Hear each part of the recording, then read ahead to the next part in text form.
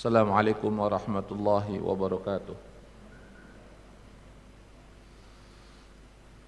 Alhamdulillah nahmaduhu wa nasta'inuhu wa nastaghfiruh wa na'udzu billahi min syururi anfusina wa min sayyiati a'malina. May yahdihillahu fala mudilla lahu wa may yudlil fala hadiya lahu. Ashhadu an la ilaha illallah wa ashhadu anna Muhammadan abduhu wa rasuluhu la nabiyya ba'dah. Allahumma salli wa sallim ala nabiyyina Muhammad wa ala alihi wa sahbihi wa ansarihi wa junudihi wa man jahada fi sabilillahi la yaumil qiyamah.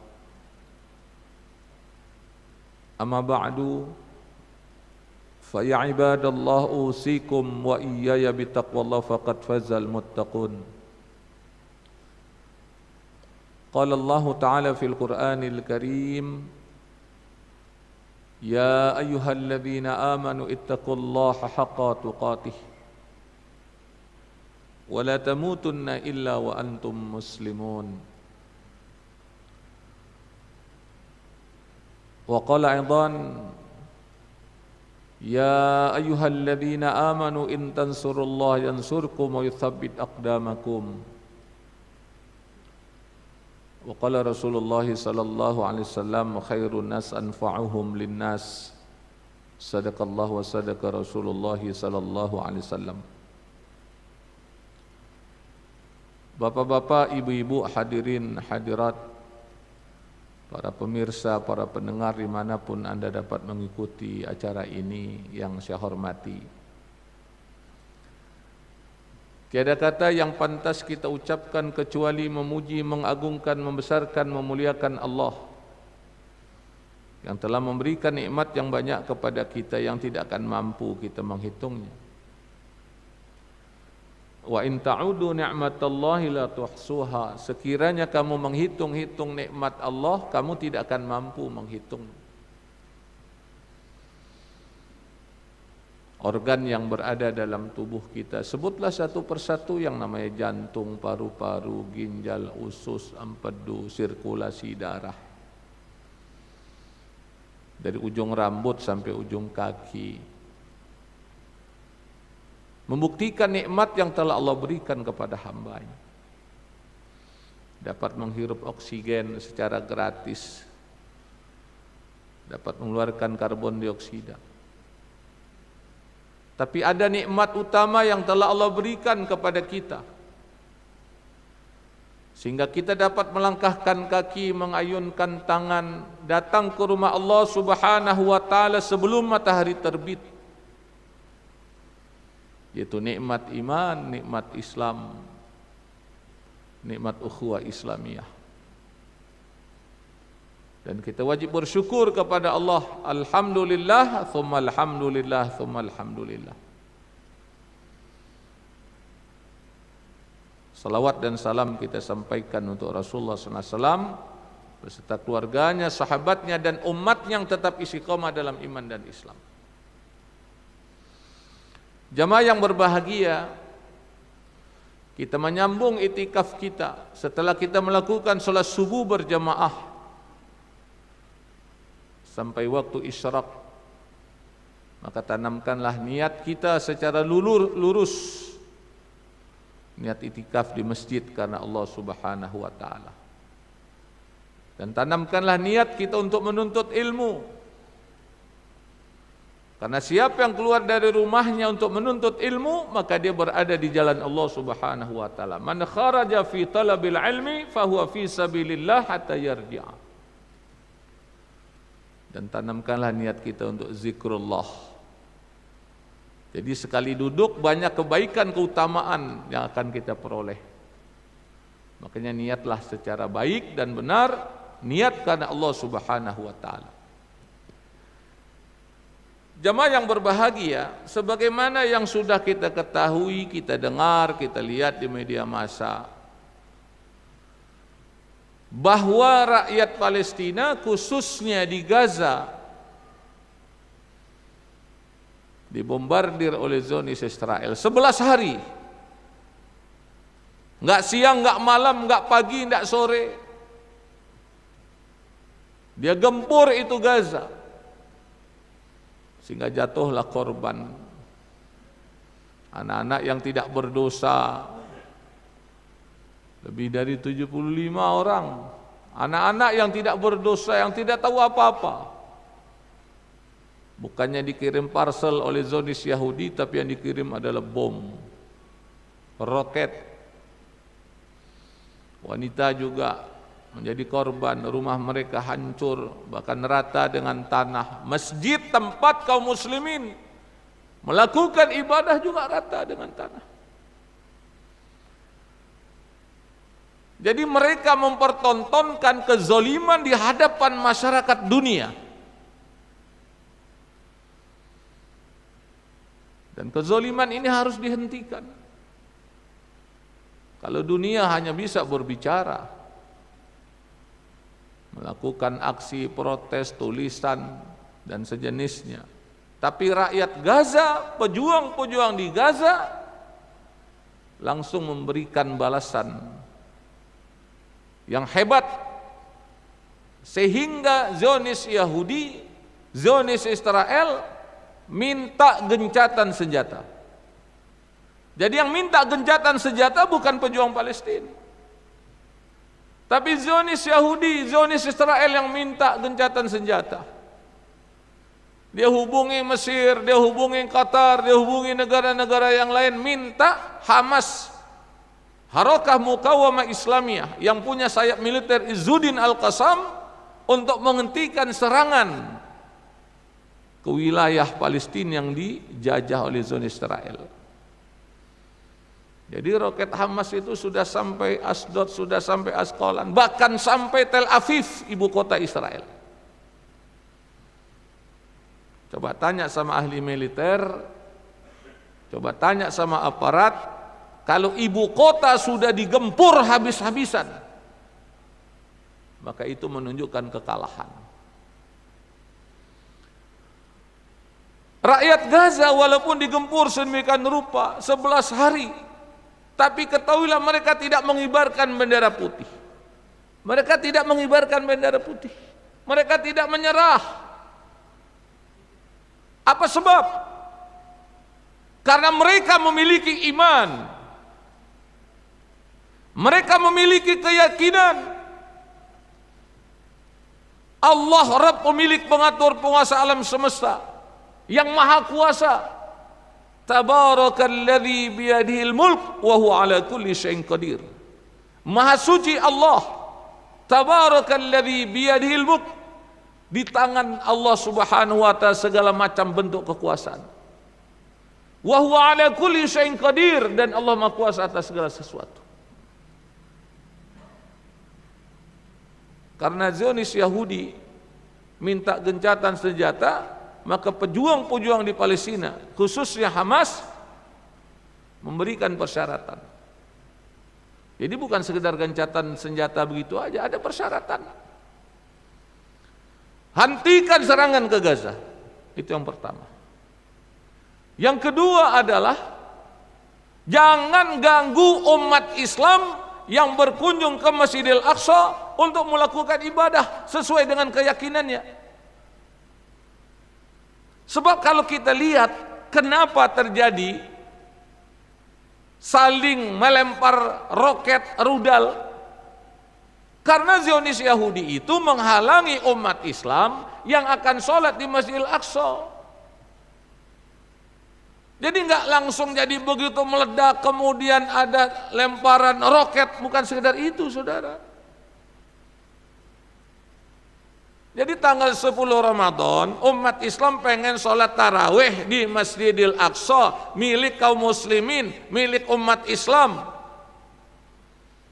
Nah, dihalangi oleh aparat Zionis Yahudi, dibuat pagar, dipersulit. Sudah barang tentu umat Islam protes. Apa hak Anda melarang kami untuk ke masjid? Masjid kan tempat ibadah kaum muslimin. Masjid adalah milik kaum muslimin, umat Islam.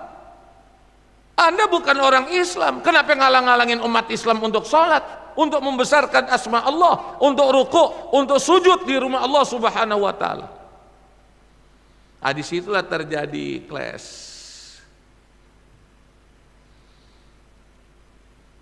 Rakyat Palestina karena nggak punya senjata, dia bisanya nimpuk.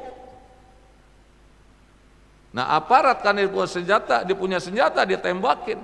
Walaupun pakai peluru karet, kalau kena mata bisa buta, Pak. Dan memang ada yang buta. Akhirnya ada yang luka-luka. Nggak cukup sampai di sana. 26 Ramadan, umat Islam sedang iktikaf di Masjidil Aqsa untuk mendapatkan Lailatul Qadar. Dia tinggalkan rumahnya, dia tinggalkan istrinya, dia tinggalkan pekerjaannya. Dia ingin bertakarub kepada Allah Subhanahu wa taala. Dia ingin mendapatkan Lailatul Qadar yang nilainya 1000 bulan. Kalau dihitung tahun lebih kurang 83 tahun nilainya. Diusir, Pak, dari masjid. Ditembaki rakyat yang sedang beribadah kepada Allah Subhanahu wa taala, kaum muslimin yang sedang itikaf. Kita bisa bayangin nggak kayak begitu? Akhirnya terjadilah clash lagi. Dan umat Islam diusir dari Masjidil Aqsa. Umat Islam pada protes. Seluruh dunia umat Islam protes. Bukan saja orang Islam, tapi orang non-Muslim pun di Amerika, di Eropa, di Australia, mereka bersuara untuk menghentikan kezaliman yang dipertontonkan oleh Zionis Israel.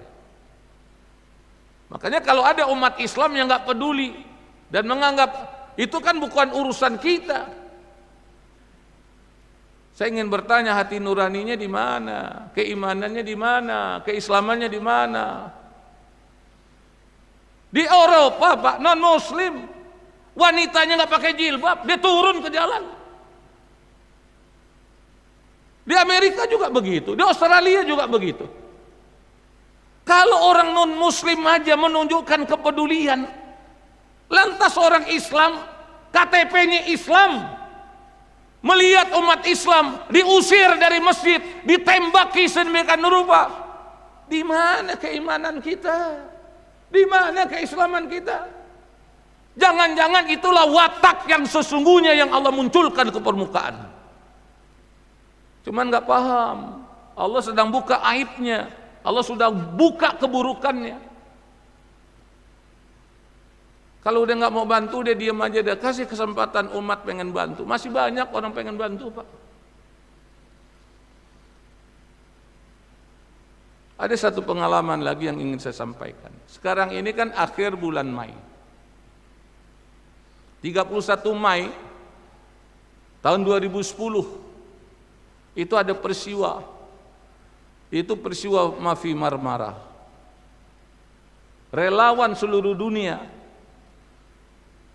ada sekitar 500 relawan. Itu naik kapal Mafi Marmara menuju Gaza untuk menyampaikan bantuan kemanusiaan. Dari 50 negara. Indonesia hadir. Indonesia ikut. Dan saya termasuk yang ada di dalamnya. Yang akhirnya kapal itu diserang oleh tentara Zionis Israel, ditembaki, 9 warga negara Turki meninggal dunia, 1 luka parah. Tidak lama kemudian, beberapa bulan kemudian meninggal dunia. Jadi 10 warga negara Turki meninggal dunia dalam misi Freedom Flotilla, ingin membawa bantuan ke Gaza Palestina. Ada satu cerita yang menarik yang ingin saya sampaikan dalam majelis ini.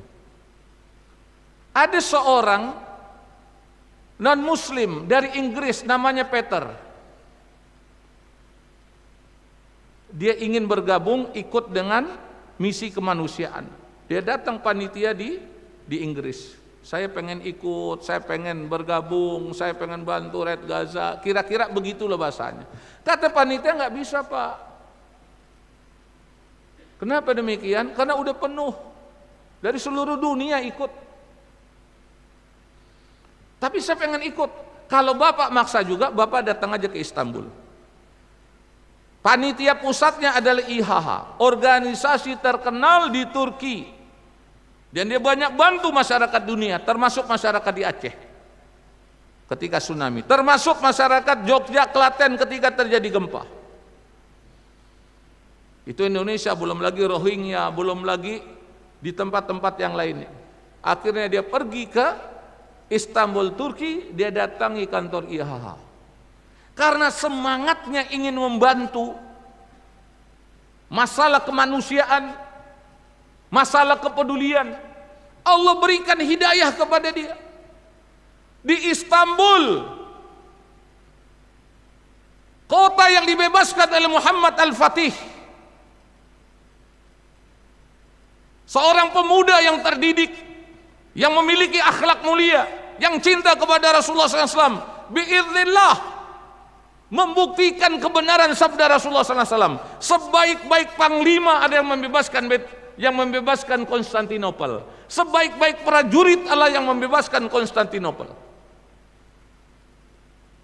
Di kota itu, Pak, Peter datang, non muslim, ingin membantu rakyat Gaza. Allah berikan hidayah kepadanya, masuk Islam, mengucapkan 2 kalimat syahadat, asyhadu an la ilaha illallah wa asyhadu anna Muhammadar Rasulullah. Walaupun non muslim, kalau ada hati nuraninya, memiliki kepedulian kepada kemanusiaan, Allah berikan hidayah kepada orang tersebut. Tapi sebaliknya, walaupun dia beragama Islam, umat Nabi Muhammad SAW tidak memiliki kepedulian terhadap urusan kaum muslimin, terhadap urusan manusia, maka Allah jauhkan dia dari hidayah. Hati-hati. Man lam yahtamma bi amril muslimin falaysa minhum.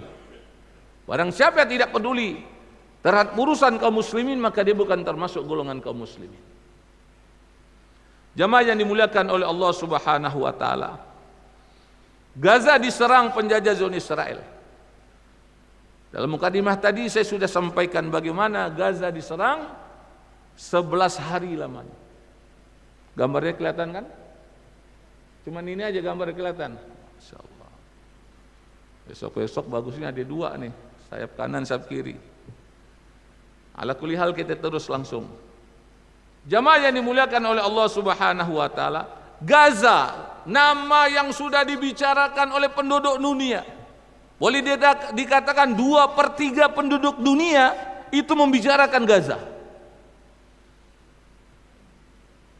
Gaza itu adalah suatu tempat wilayah di mana Imam Syafi'i dilahirkan. Ini makam Imam Syafi'i yang berada di Mesir. Jadi Imam Syafi'i lahirnya di Gaza, meninggalnya di Mesir. Dia seorang ulama mazhab. Ada 4 ulama mazhab, yaitu Imam Hanafi, Imam Maliki, Imam Syafi'i, dan yang keempat Imam Hambali. Ini imam mazhab diakui seluruh ulama sedunia sampai saat ini. Kalau di Indonesia banyak Imam Syafi'i, mazhab mengikuti mazhab Imam Syafi'i. Di Malaysia, di Singapura, di Brunei. Kalau di Turki itu Hanafi.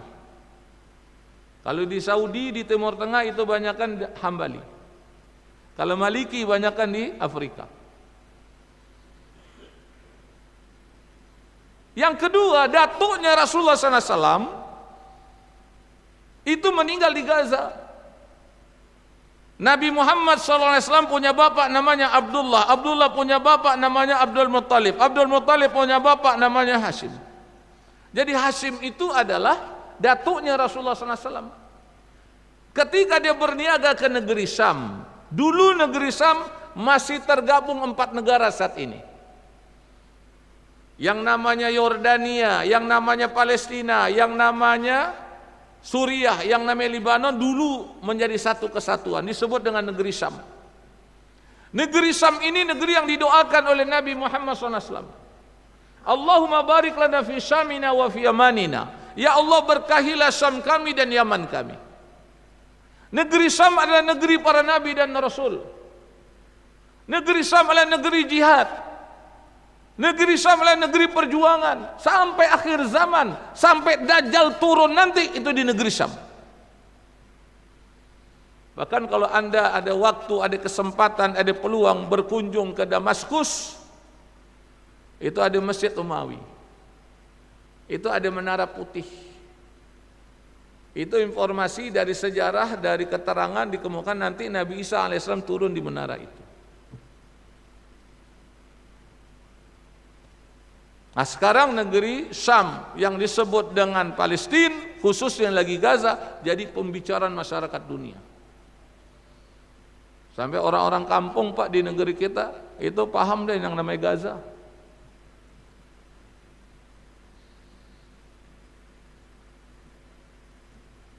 Nah kemudian Gaza diserang. Coba Anda perhatikan dengan seksama bagaimana bom yang dijatuhkan, yang dilepaskan oleh Zionis Yahudi.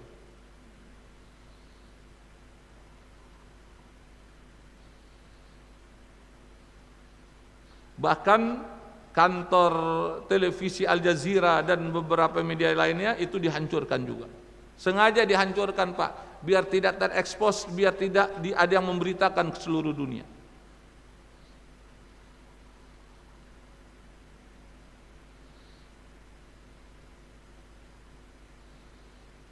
Coba Anda bayangkan, ini yang ada di tempat ini dengan hancurnya bangunan semacam ini, dahsyatnya, kira-kira meninggal dunia enggak? Ini ukuran normal aja udah. Makanya korban banyak berjatuhan Pak, terutama anak-anak, terutama ibu-ibu. Ibu-ibu kan di rumah, ya. Ini kehancuran demi kehancuran yang dilakukan oleh Zionis Israel. Yang jadi pertanyaan, apakah rakyat Gaza melambai-lambaikan bendera putih, mereka menyerah? Tidak. Nah, ini yang perlu kita kaji, kenapa mereka memiliki mentalitas semacam itu.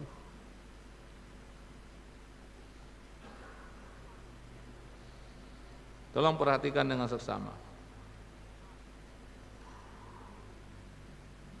Ini bangunan ini hancur.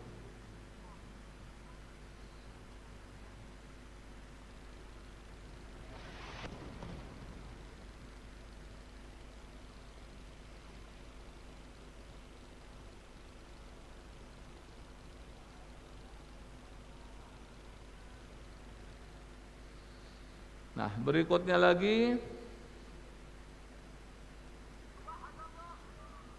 Nah, coba kita bayangkan kalau ini adalah anak kita atau cucu kita yang sudah dibungkus dengan kain kafan.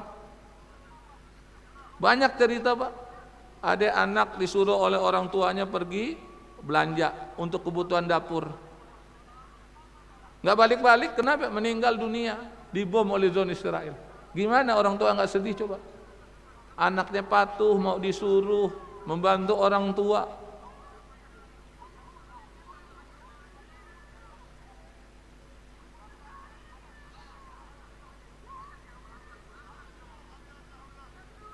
Makanya tidak mengherankan di Eropa, di Australia, di Amerika, mereka turun ke jalan Pak. Untuk apa? Membela rakyat Gaza. Bahkan musisi-musisi terkenal di Eropa, mereka pun juga menunjukkan solidaritasnya.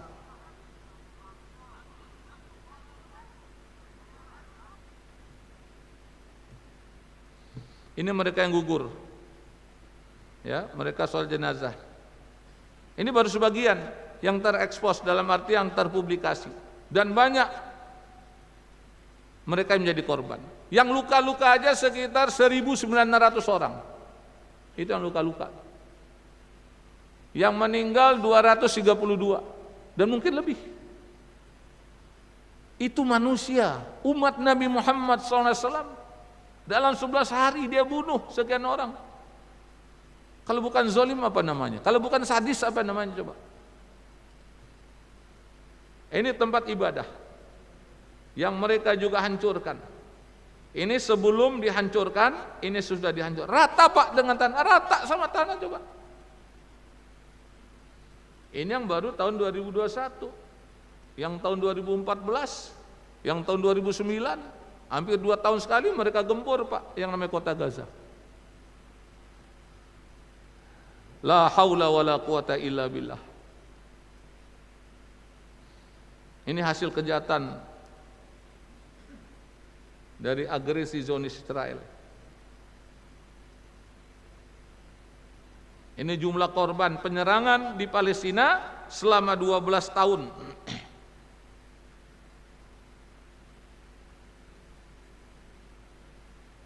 Ini aksi bela Palestina di negara mayoritas non-muslim.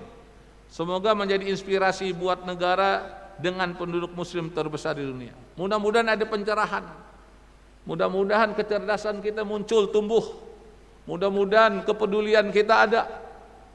Alhamdulillah kita ada pengajian semacam ini. Saya ucapkan terima kasih kepada DKM, pengurus masjid yang telah memfasilitasi acara semacam ini.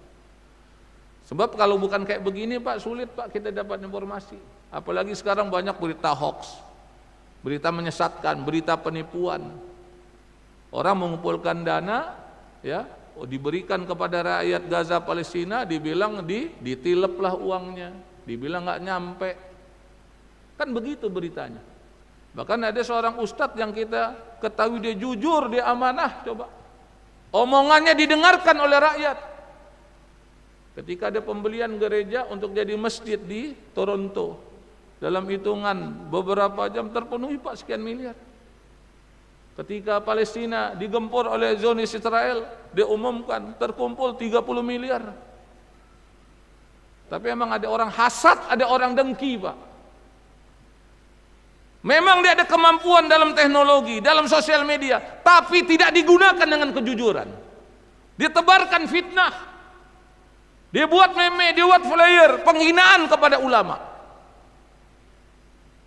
Kita mengharapkan aparat untuk bertindak tegas dalam hal ini.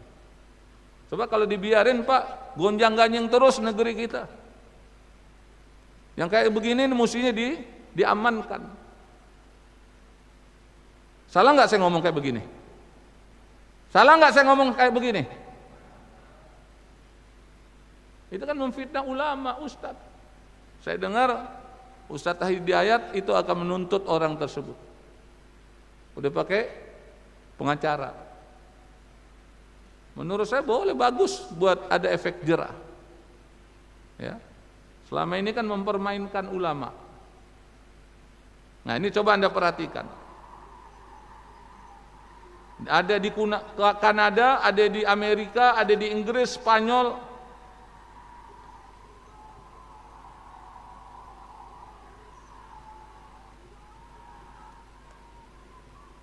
Padahal lagi pandemi COVID-19 Pak, tapi mereka nggak peduli. Begitulah kepedulian mereka kepada urusan kemanusiaan. Dan ini berita udah viral, ya, di berbagai macam media.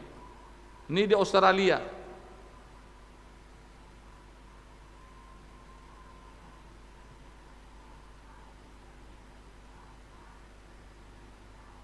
Mudah-mudahan mereka semua dapat hidayah dari Allah Subhanahu wa taala.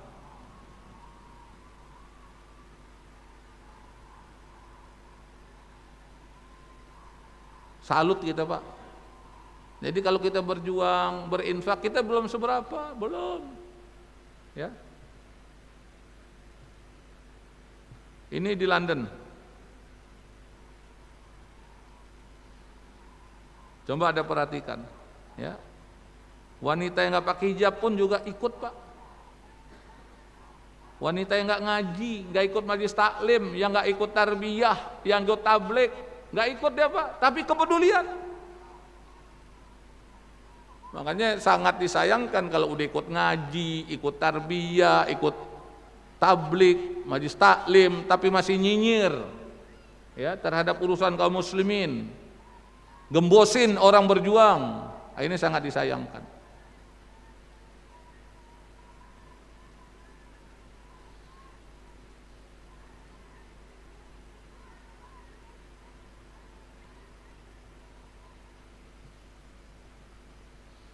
Ini pemain bola Pak, bukan sekedar nyari duit dia, bukan sekedar cari popularitas, tapi manfaatkan popularitasnya untuk kepedulian manusia. Ini bendera Palestina dikibarin. Subhanallah, alhamdulillah, Allahu akbar, walillahil hamd. Ya.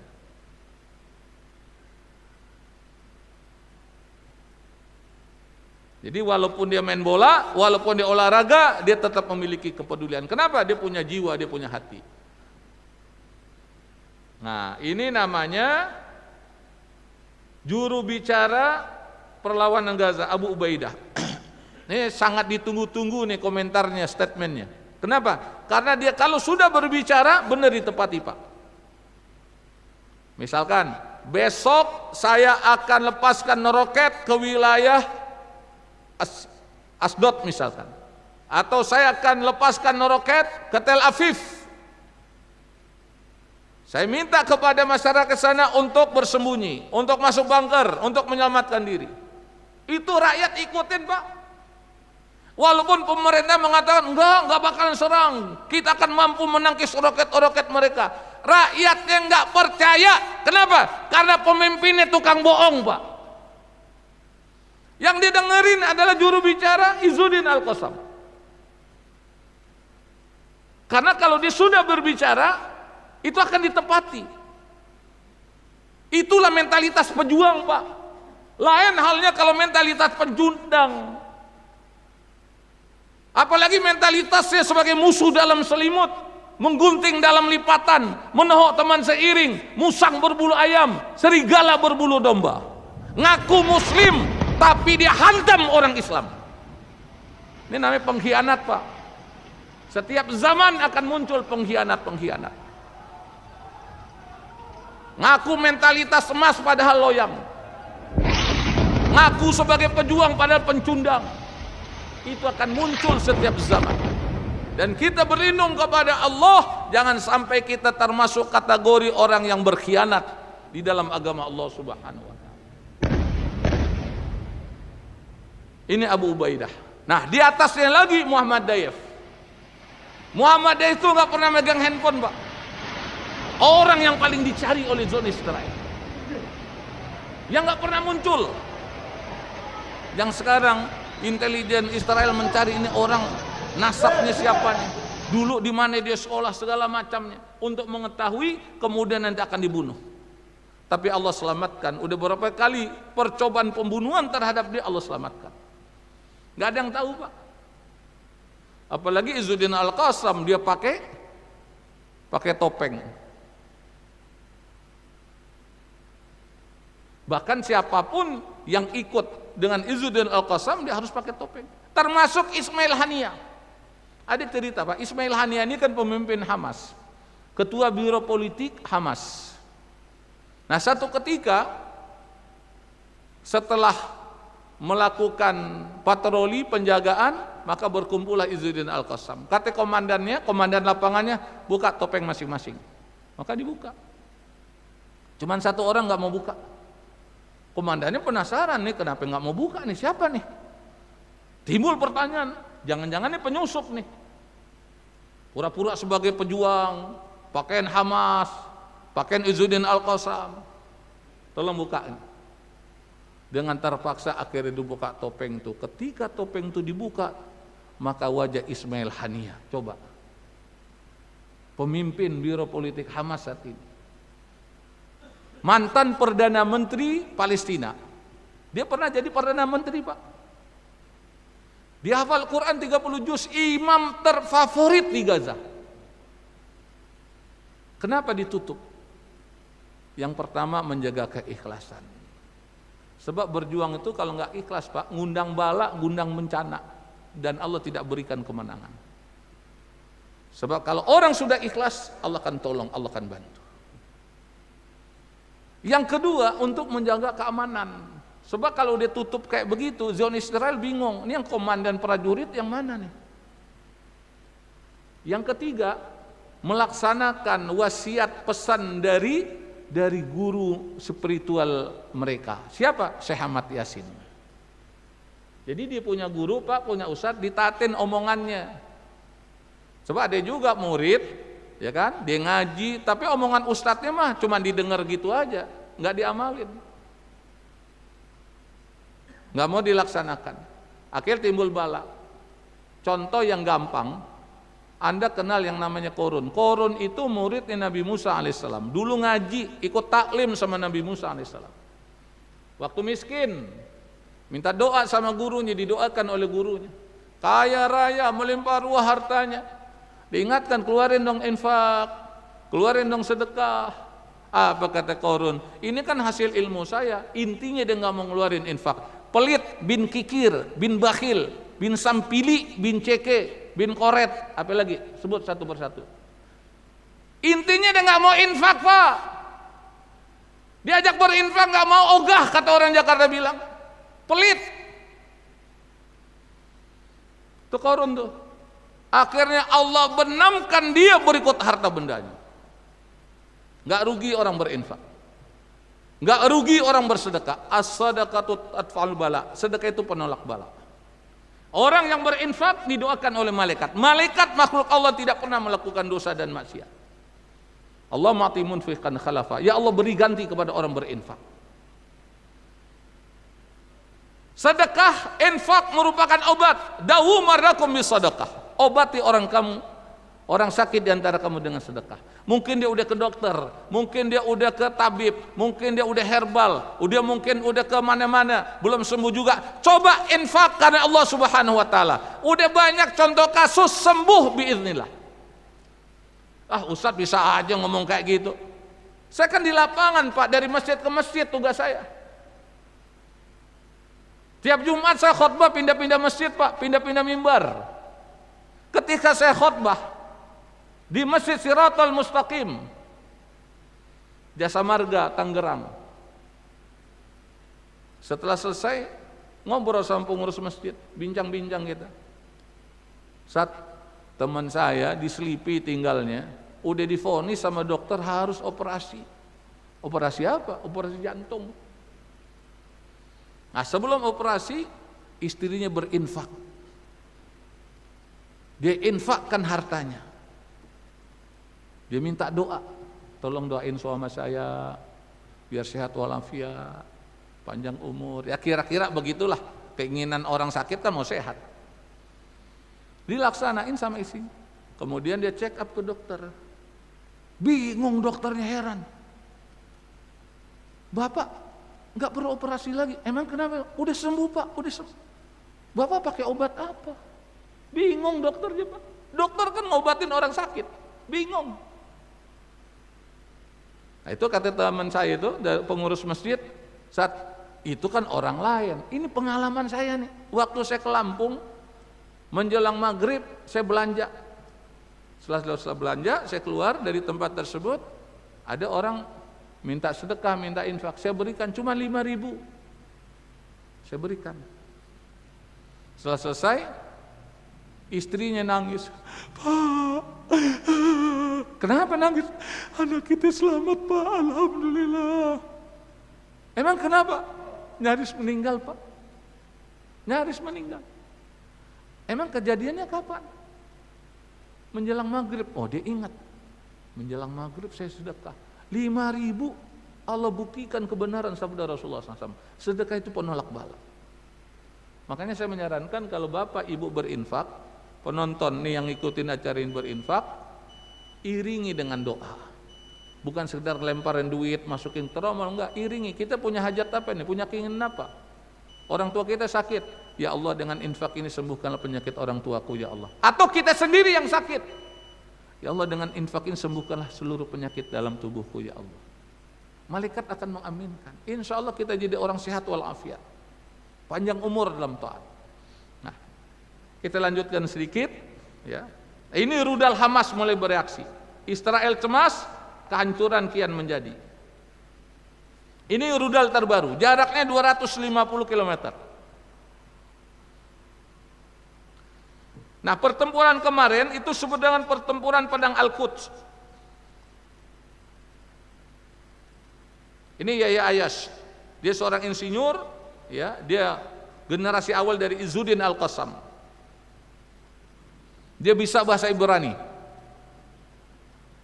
Nah, dia meninggal karena ada pengkhianatan.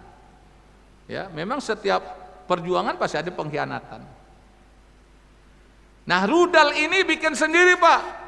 Jadi kalau ada berita katanya dari Iran, dari ini, itu hoax. Mereka bikin sendiri, makanya bingung tuh Zionis Israel. Ini bikinnya di mana coba? Kalau saya menganggap ini adalah suatu karomah yang Allah berikan kepada pejuang di Palestina. Hulu ledaknya 600 kilogram. Ya. Wah kan Israel punya penangkis apa namanya? Penangkis rudal, bobol Pak. Makanya mereka minta gencatan senjata. Belum lagi drone-nya ini belum dikeluarkan semua. Jadi kalau dikatakan peralatan atau amunisi yang dikeluarkan itu belum semuanya oleh pejuang-pejuang Palestina.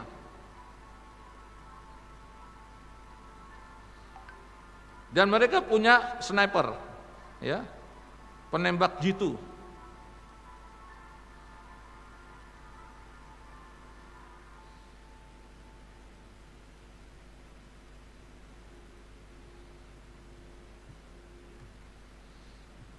Ini Pak persenjataannya nih. Nah hebatnya lagi adalah ini tentara Israel Pak dapat ditawan. Ini sebagai informasi aja buat kita ini. Boleh saya sampaikan nggak di sini? Boleh saya sampaikan nggak di sini?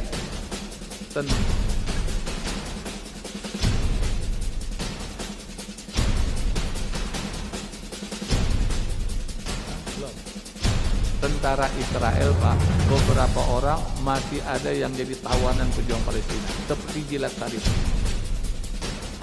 Israel lagi nyari Pak, intel-intelnya nih, Mossadnya katanya intel terhebat di dunia. Bahkan intel-intel di dunia ini belajar sama Mossad. Gak bisa menemukan Pak, berarti kan hebatan pejuang Palestina. Kata pejuang Palestina, oke, saya kasih tahu, tapi gak semuanya. Keluarin dulu tuh pejuang Palestina yang ditahan di Israel. Itu mentalitas pejuang, gak mikirin diri sendiri, mau masuk surga sendiri, kagak. Dia perhatikan saudaranya, rakyatnya yang dipenjara, bagaimana biar bebas. Itu pejuang Pak. Itu ada beberapa tentara Israel yang ditawan oleh pejuang Palestina sampai sekarang. Dan mereka nggak babak belur Pak. Itu Gilad Shalit ketika dia ditangkap, ditawan oleh pejuang Palestina, itu diperhatikan dengan seksama sesuai dengan akhlak Islam. Buktinya Pak, masuk Islam Pak, Gilad Shalit itu masuk Islam. Berita yang saya baca, masuk Islam, mengucapkan 2 kalimat syahadat. Karena selama ini dicekoki oleh Zionis Israel, itu pejuang Palestina orangnya sadis, dia ekstrim, dia teroris, dia pembunuh, macam-macam tudingan. Tapi ketika dia lihat di lapangan, dia ditawan oleh pejuang Palestina, nggak sebagaimana disampaikan oleh Zionis Israel. Bisa baca koran, bisa bakar-bakar ikan, dialog, akhirnya masuk Islam. Kalau bukan karena pertukaran tawanan, mungkin dia nggak mau pergi ke Israel Pak. Saya udah enak di sini. Saya punya teman orang-orang beriman. Tapi kata pejuang Palestina, kalau kamu nggak balik ke kampung kamu, nggak balik ke rumah kamu, itu saudara-saudara kamu masih mendengkam di penjara. Kamu kan udah orang Islam. Orang Islam sama orang Islam harus saling bantu, tolong menolong. Kalau ayatnya adalah wa ta'awanu 'alal birri wat taqwa wa la ta'awanu 'alal itsmi wal 'udwan. Akhirnya dia siap Pak, tukar tawanan. Sekarang ada di rumahnya, ada di kampungnya. Lihat bagaimana akhlak pejuang Pak. Gilad Shalit itu nggak ada darah, nggak ada bekas goresan Pak, nggak babak belur. Kita lanjutkan lagi. Ini bom yang dikirim oleh pejuang Palestina. Jadi pembalasan. Ini wilayah Zionis Israel.